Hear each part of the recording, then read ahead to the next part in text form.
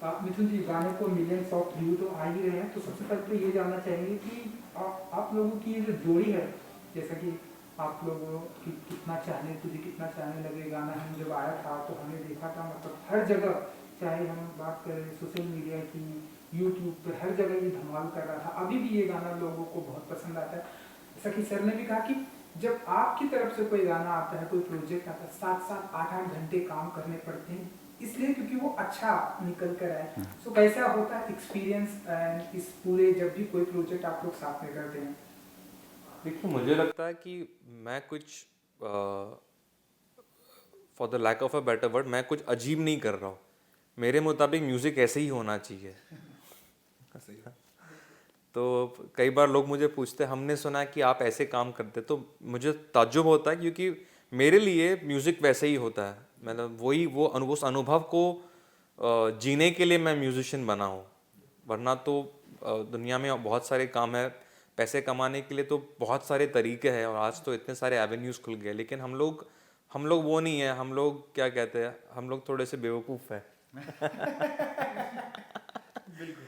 लेकिन ये बेवकूफ़ी कह लो, ये इनोसेंस कह लो, ये हमने चूज़ किया है, ये हमें ये दिया गया है, तो हम बहुत खुश हैं इसमें।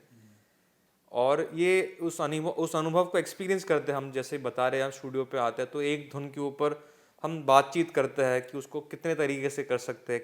ये कभी माइक पर जाते हैं, कभी गिटार बहुत अच्छा बजाते हैं, उसको ले लेते हैं, उस पर हम इम्प्रोवाइज करते हैं, जैम करते हैं। तो ये जो मंजिल है, जैसे आज आप कल गाना रिलीज हुआ, इसके पहले अपने आप में बहुत इंटीमेट सफ़र होता है, एक बहुत ब्यूटीफुल जर्नी रहती है। उसको आई थिंक एंजॉय करना बहुत ज़रूरी होता है। तो उसको जब हम करते हैं तो उसके बाद में आई थिंक सब अच्छा ही होता है आगे से। तो उस एक्सपीरियंस इस गाने में, या आपने कबीर सिंह की बात की, उस टाइम पे भी, उस गाने के दो वर्जन्स है। एक है कि दिल का दरिया बह ही गया, राहों में तू जो यूं मिल गया, तो वो जुबिन ने गाया है। और उसका दूसरा वर्जन भी है। तो देखिए, अरिजीत ने जब दूसरा वर्जन गाया तो उनका कनेक्ट जो है उस पोइट्री के साथ में है। ये जो पोइट्री है, इसमें जो है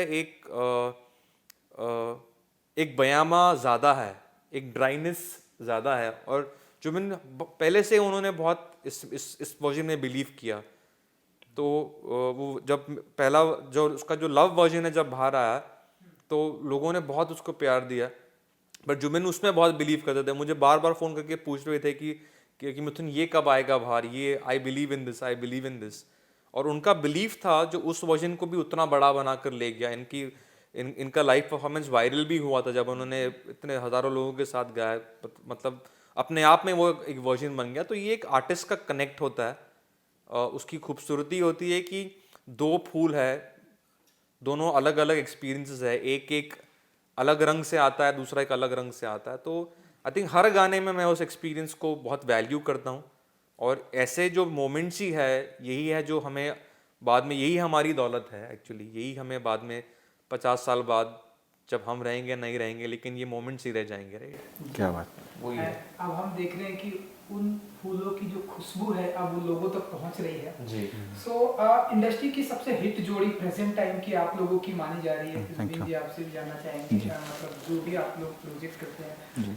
आप लोगों को सबसे हिट माना जाए तो कैसे देखते हैं आप अपनी इस जोड़ी को? आई थिंक जैसा हमने बोला, we are like minded musicians. हम लोग का एक जो वर्क करने का पैशन है वो बहुत सिमिलर है। गाने में खो जाना, उसमें रह जाना, उसको बार बार सुन के उसको बार बार उसमें मज़े लेना।